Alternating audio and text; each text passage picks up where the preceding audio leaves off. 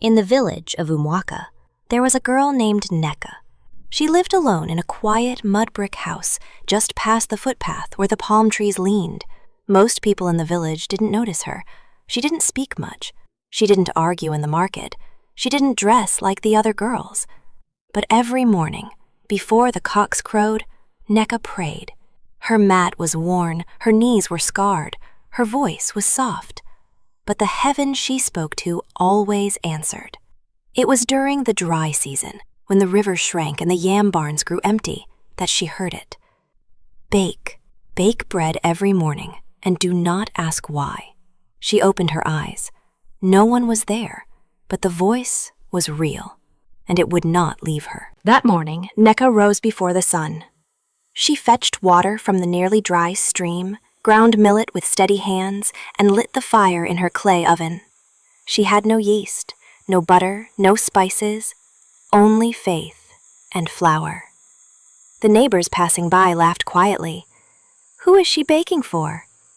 Is it her wedding we don't know about? But Nneka didn't answer them. She shaped each loaf carefully. She whispered a prayer over each one.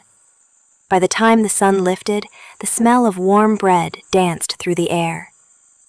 A child came first, barefoot, dusty, with wide eyes. Nneka gave him a loaf. He ran off, smiling. Then came the others. Not many, just a few. Curious, hungry, tired. She fed them all. And that night, Nneka dreamed of wheat growing on cracked earth. The next day, Nneka baked again, and again the day after. People started to notice. The same woman who used to complain of night terrors, now she slept in peace. The palm wine tapper who always quarreled, he began to greet his wife gently. No one could explain it. It's just bread, they said, but their hearts knew better. One man said the bread reminded him of his late mother's prayers. Another said it made him cry, and he didn't know why. Nneka still said nothing. She only baked and prayed. The village children began to call her Ada Nri, daughter of bread, and though some still mocked her, they came to her doorstep, one by one. One hot afternoon, the drums beat strangely, not for a festival, not for war, but for sickness. The village chief, strong, proud, never known to be weak, had collapsed.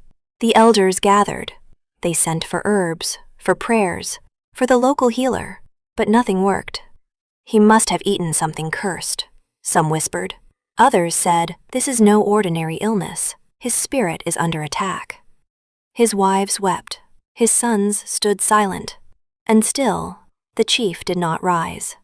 Then, one of the market women, the same who once mocked Nneka, whispered, take him to the girl, the one who bakes. The other women stared. You mean the strange one? The quiet one? The one with the bread? But they had no better answer. So they lifted the chief and carried him to Nneka's door. Nneka saw them coming from far off, a group of elders and women carrying the chief on a mat, his skin pale and sweating. She didn't flinch. She wiped her hands on her wrapper and opened the door. Please, one woman said, we don't know why, but we were told to bring him to you. Nneka nodded once. She walked to the clay oven. Only one loaf remained. She took it out slowly, still warm, still smelling of heaven. She knelt beside the chief, broke the loaf in half, and whispered, Lord, this is yours. She placed a piece in his mouth, another piece in his hand. Then she closed her eyes and began to pray. Not in loud words, not in fire and thunder, but in stillness, in faith. The wind shifted, the mat rustled, and the chief opened his eyes. He sat up slowly and said, I saw a field full of golden wheat and a girl who shined like morning. That evening, the whole village gathered in the square. The chief stood tall once more, not just healed, but humbled. His voice was softer. His eyes were wet. This girl, he said, pointing to Nneka, did what none of us would have done. She obeyed when there was no reason, and gave when she had no plenty. The people stared at her.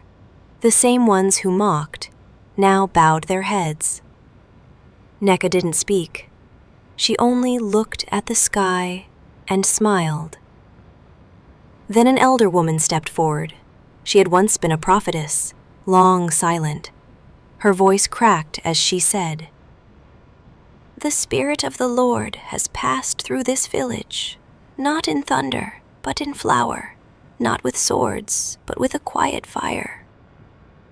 From that day, people called her not just Adanri, but Nneka the vessel.